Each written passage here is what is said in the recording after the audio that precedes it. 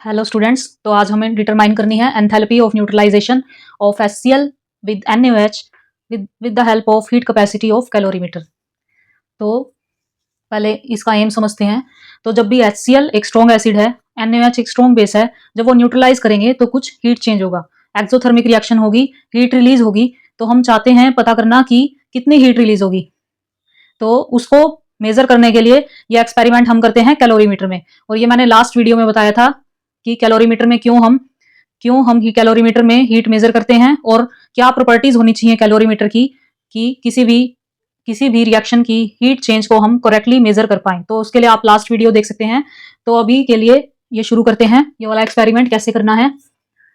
तो इस वाले में क्या करना है, सबसे पहले मैं आपको बता देती हूँ कि ये एक्सपेरिमेंट परफॉर्म कैसे करना है और फिर देखते हैं कि कैसे हम हीट कैपेसिटी ऑफ कैलोरीमीटर का यूज करते हुए हम ये हीट ऑफ न्यूट्रलाइजेशन निकाल सकते हैं। और जिन जिन लोगों ने पिछली वीडियो नहीं देखी है हीट कैपेसिटी ऑफ कैलोरीमीटर की, वो देख सकते हैं, क्योंकि वही heat of capacity of calorimeter का यूज करके हमें ये एक्सपेरिमेंट में हीट ऑफ न्यूट्रलाइजेशन निकालनी है। तो चलिए शुरू करते हैं।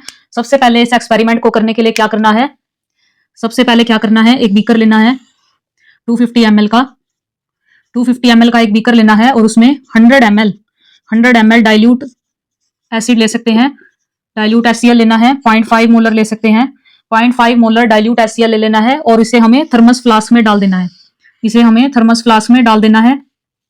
और सेम पिछले एक्सपेरिमेंट की तरह हमें यहाँ पे भी 2 होल करने हैं और 2 होल होने चाहिए जिसमें एक में थर्मोमीटर हो ताकि टेम्परेचर मेजर किया जा सके, और स्टरर होना चाहिए ताकि कुछ रिएक्शन हो तो स्टर किया जा सके। तो अभी क्या करना है, ये HCl लेना है 0.5 मोलर, 100 250 ml का होना चाहिए, बीकर 250 ml का होना चाहिए, और 100 ml water, 100 ml dilute HCl लेना है। और सेम इसमें क्या करना है, पिछले वाले एक्सपेरिमेंट की तरह इसमें हर हाफ मिनट के लिए रीडिंग नोट करनी है टेम्परेचर की, और 4 मिनट के लिए ऐसा करना है। और तो ये इसकी 8 रीडिंग्स हो जाएंगी।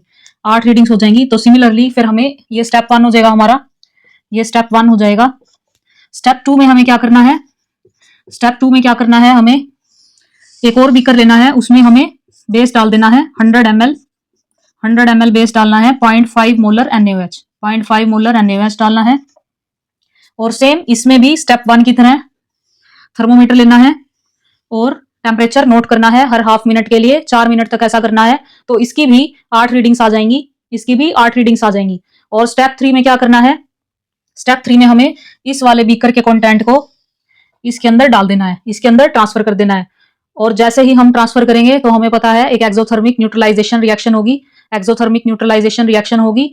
और फिर क्या होगा, और फिर हमें क्या करना है, तेजी से टेम्परेचर नोट करना है मिक्सचर का। अभी क्या होगा, एसिड और बेस न्यूट्रलाइज कर लेंगे एक दूसरे को। एसिड विल न्यूट्रलाइज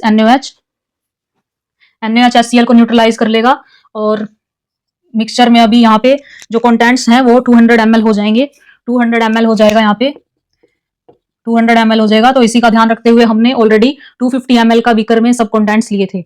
तो फिर इस मिक्सचर का भी हमें टेम्परेचर नोट करना है 4 मिनट के लिए, हर हाफ मिनट के लिए 4 मिनट तक ऐसा करना है। तो इसकी भी 8 रीडिंग्स हो जाएंगी। तो सेम पिछले वाले एक्सपेरिमेंट की तरह हमें इसमें भी ग्राफ प्लॉट करना है। तो पहले देख लेते हैं रिएक्शन क्या हो रही होगी जब हमने मिक्स किया होगा। जब हमने HCl लिया होगा और NaOH लिया होगा, HCl को NaOH के साथ मिक्स किया होगा तो क्या हो रहा होगा, NaCl प्लस H2O बन रहा होगा। और HCl क्योंकि वाटर में स्ट्रॉन्ग एसिड है तो डिसोसिएटेड फॉर्म में रहेगा, तो ये H प्लस Cl माइनस की फॉर्म में रहेगा। और NaOH जो है वो Na प्लस और OH माइनस की फॉर्म में रहेगा, और जो NaCl फॉर्म होगा वो Na प्लस Cl माइनस की फॉर्म में होगा। वाटर इतना ज्यादा डिसोसिएट होता नहीं है, इसका डिसोसिएशन कांस्टेंट बहुत कम होता है, तो ये वाटर की फॉर्म में ही रहेगा, मोस्टली वाटर की फॉर्म में ही रहेगा। तो फाइनली अगर हम रिएक्शन लिखें तो क्या मिलेगा हमें, Na प्लस से Na प्लस कैंसिल हो जाएगा, Cl माइनस से Cl माइनस कैंसिल हो जाएगा। तो फाइनली जो बचेगा वो होगा H plus OH minus give rise to H2O। तो ये फाइनल इक्वेशन आ जाएगी। तो इससे हमें क्या पता चलता है कि जब एसिड और स्ट्रॉन्ग बेस न्यूट्रलाइज कर रहे हैं तो एक जो रिएक्शन जो एक्चुअल हो रही होती है वो ये हो रही है, H+ और OH- मिलके H2O बना रहे होते हैं। तो कोई भी स्ट्रॉन्ग एसिड या स्ट्रॉन्ग बेस ले लो तो उनके आयंस कैंसिल आउट हो जाएंगे, ना Na+ रहेगा ना Cl- रहेगा, तो हमेशा जो रिएक्शन हो रही होगी वो ये होगी। तो इससे क्या पता चलता है, ये जो रिएक्शन है वो आइडेंटिटी ऑफ एसिड और बेस पे डिपेंड नहीं कर रही, चाहे कोई भी स्ट्रॉन्ग एसिड या बेस ले लो, यही रिएक्शन हो रही होगी। तो इससे ये पता चलता है अगर यही रिएक्शन हो रही है किसी भी स्ट्रॉन्ग एसिड और स्ट्रॉन्ग बेस में, तो हमेशा इसकी वैल्यू सेम आनी चाहिए। हमेशा इससे जो एनर्जी रिलीज होगी इस रिएक्शन में जो भी एनर्जी रिलीज होगी, चाहे कोई भी एसिड लो चाहे कोई भी बेस लो, इसकी एक फिक्स्ड वैल्यू ही आएगी। आज हम HCl और NaOH से एक्सपेरिमेंट कर रहे हैं, तो जो वैल्यू आएगी वो सेम होगी। अगर हम कोई और स्ट्रॉन्ग एसिड और स्ट्रॉन्ग बेस लेंगे तो भी वही सेम वैल्यू आएगी। तो ये हमें बात इस इक्वेशन से पता चल गई। तो सबसे पहले अब हम जानते हैं इसकी डेफिनेशन एंथैल्पी ऑफ न्यूट्रलाइजेशन की। एंथैल्पी ऑफ न्यूट्रलाइजेशन की डेफिनेशन क्या होती है? तो it is defined as enthalpy change associated with 1 mole of with reaction of 1 mole of acid with 1 mole of base.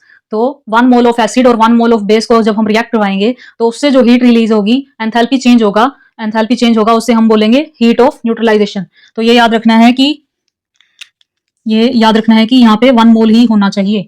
1 मोल का ही जब एंथैल्पी देखेंगे तो उसी को ही हम एंथैल्पी ऑफ न्यूट्रलाइजेशन बोल सकते हैं। यहाँ पे अगर 0.5 है, अगर हमने जैसे रिएक्शन में 0.5 मोलर लिया है, तो हमें इसे फाइनली 1 मोल की फॉर्म में लेके आना पड़ेगा। जो भी वैल्यू आएगी उसको 1 मोल के लिए निकालना होगा, उसी को हम एंथैल्पी ऑफ न्यूट्रलाइजेशन बोल सकते हैं। अदरवाइज वो एंथैल्पी ऑफ न्यूट्रलाइजेशन नहीं मानी जाएगी। जो पूरी रिएक्शन होगी उसमें टोटल एंथैल्पी चेंज क्या होगा? इस पूरी रिएक्शन में टोटल एंथैल्पी चेंज क्या होगा? जब भी हीट रिलीज हुई होगी रिएक्शन में से, तो हीट चेंज इन कैलोरीमीटर, या फिर लिख low heat gained by calorimeter.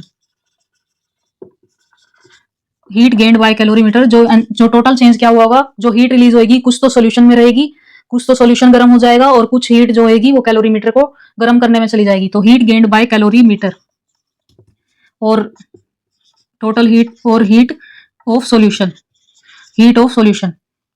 तो ये दोनों मिलके जो हीट होंगी वो टोटल हीट ऑफ रिएक्शन होंगी। और हीट जो कैलोरीमीटर है वो कितनी गेन करेगा? उसकी हीट कैपेसिटी के अकॉर्डिंग। जितनी कैलोरीमीटर की हीट कैपेसिटी होगी तो वो उतनी ही हीट जो होगा गेन करेगा अपनी कैपेसिटी के अकॉर्डिंग।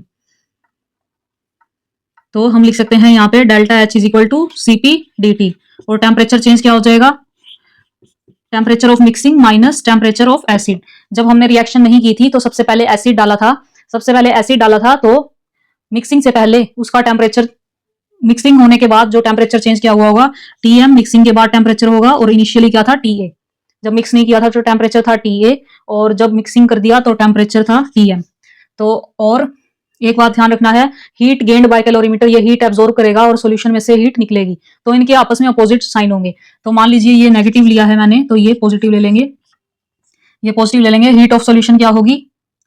एसिड का टेम्परेचर चेंज क्या हुआ और बेस का टेम्परेचर चेंज क्या हुआ, वो हो जाएगा हीट ऑफ सॉल्यूशन। तो Cp क्या लिख सकते हैं, इसको भी हम Cp dt लिख देंगे। पहले Cp ऑफ एसिड लिख देंगे, और टेम्परेचर चेंज क्या होगा? Tm minus Ta।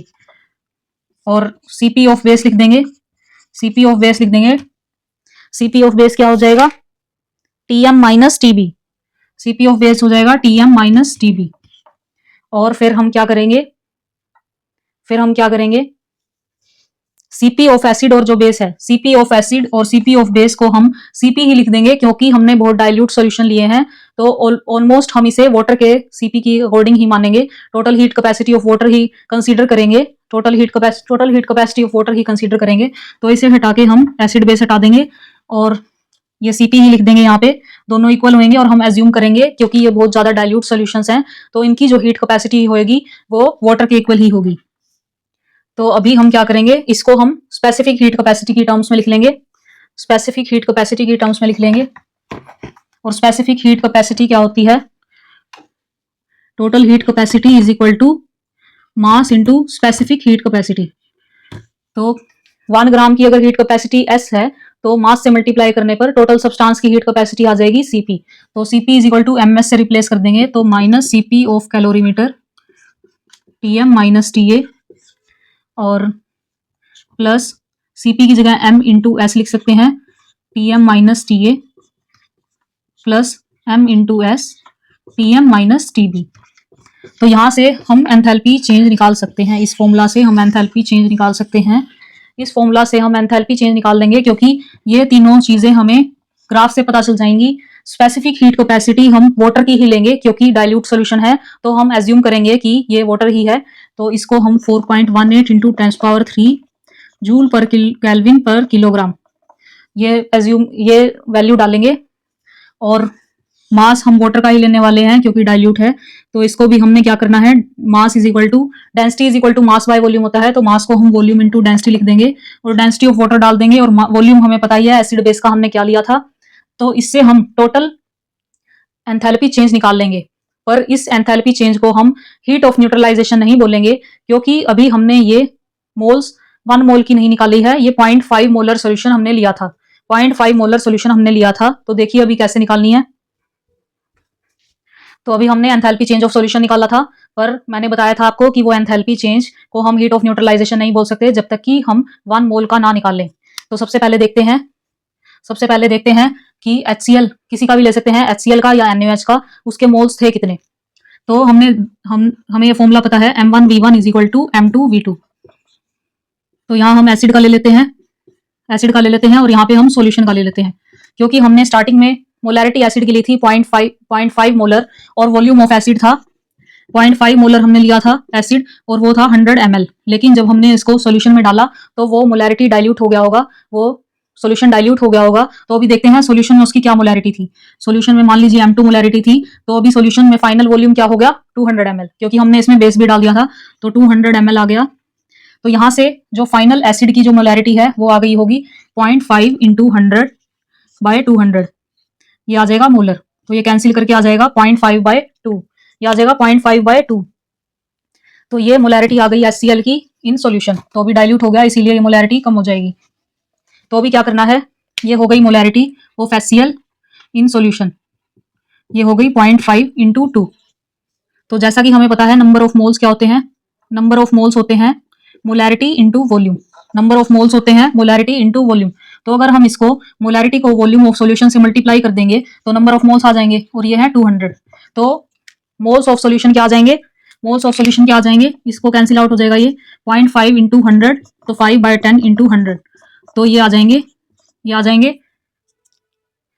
ये हमारा जो सॉल्यूशन है वो ml में है, तो ये मिलीमोल्स आ जाएंगे, 50 मिलीमोल्स। अभी हमें क्या करना है, इसको मोल्स में कन्वर्ट करना है, इसको हमें मोल्स में कन्वर्ट करना है। तो मोल्स में कन्वर्ट करने के लिए, क्योंकि वॉल्यूम यहाँ पे ml में था, तो ये मिलीमोल्स में आंसर आएगा। तो इसको मोल्स में कन्वर्ट करने के लिए हमें क्या करना है, 1000 से डिवाइड कर देना है, तो ये आ जाएगा 0.05 मोल। तो ये हो गए HCl के मोल, ये हो जाएंगे HCl के मोल। और अब हमें क्या करना है, जो हमारी एंथैल्पी आई थी उसको डिवाइड कर देना है इतने मोल से, तो पर मोल आ जाएगा। तो एंथैल्पी क्या आ जाएगी, पर मोल। ठीक है, तो एक बार मैं दिखा भी देती हूँ कैसे करना है, एक बार और अच्छे से देख लीजिए। तो ये हमारे नंबर ऑफ मोल्स आ गए HCl के 0.05 मोल।